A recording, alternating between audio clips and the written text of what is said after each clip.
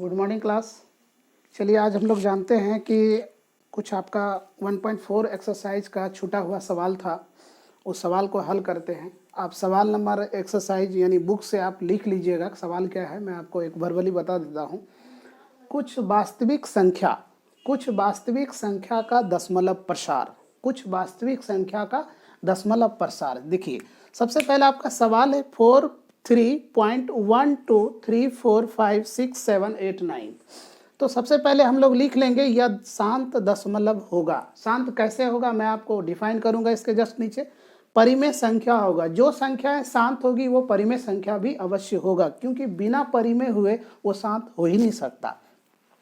P/Q के रूप में लेने पर सबसे पहले इस संख्या को यहाँ पर लिख लेंगे।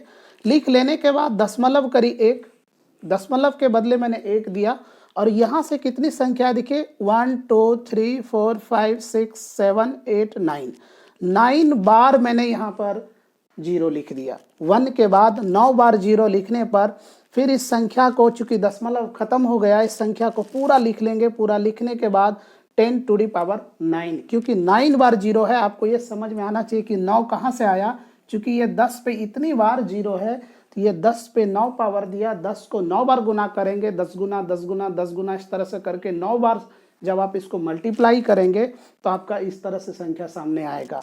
और इस 10 के बदले लिख सकते हैं 2 गुना 5, 2 पंचे 10, और इस दोनों को ब्रैकेट कर लेंगे और 9 पावर यहाँ दे देंगे। आगे देखिए इस संख्या को 2 गुना 5 की संख्या को अलग कर दीजिए, 2⁹ इंटू 5⁹। चूंकि ब्रैकेट से बाहर करेंगे तो दोनों की संपत्ति क्या होता है, बट जाता है।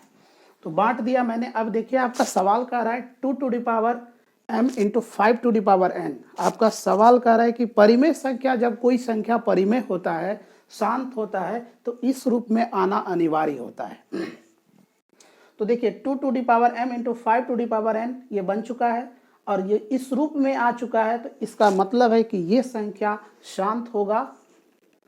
क्लियर है। चलिए अगला सवाल देखते हैं। सवाल है आपका 0.120120012000, यानी आप यहाँ पर देखिए 0 पॉइंट के बाद जो लिखा हुआ है 1 2 एक 0 बढ़ा, फिर 1 2 00 बढ़ा, फिर 1 2 000 बढ़ा, फिर 1 2 4th 0 बढ़ा। उसके बाद भी इन्फिनेटिव संख्या है, यानी इस संख्या का अंत का कोई सीमा ही नहीं है कि अंत कहाँ पर होगा।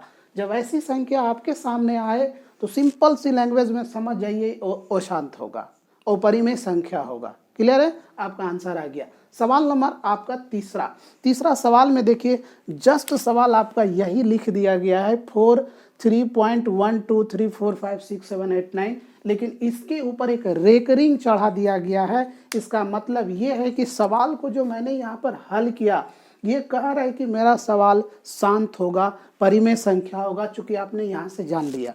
लेकिन इसका रेकरिंग के मतलब से ये आपको स्पष्ट होता है या अशांत होगा, क्योंकि इसकी संख्या का समय सीमा इन्फिनेटिव है। ऐसी कंडीशन में हम लोग कुछ बनाने की आवश्यकता नहीं, आप सीधी लैंग्वेज में देख लीजिए इसका समय सीमा कहाँ तक जा रहा है, क्या हल हो पाएगा कि नहीं। अगर असंभव है हल कर पाना तो वो शांत नहीं होगा, अशांत होगा। क्लियर है। अशांत के जगह अशांत के साथ साथ सह अभाज्य संख्या कौन सा होगा, क्यू का फॉर्मेट। जो आप क्यू का वैल्यू क्या है, इसको हम लोग P/Q के रूप में लिखते हैं। तो जब भी हमें हल करना होता है, क्यू के फॉर्म में हल करना होता है, अगर वो शांत आता है 2⁻m इंटू 5⁻n के रूप में आता है तो शांत होगा, अन्यथा अशांत होगा। जय हिंद।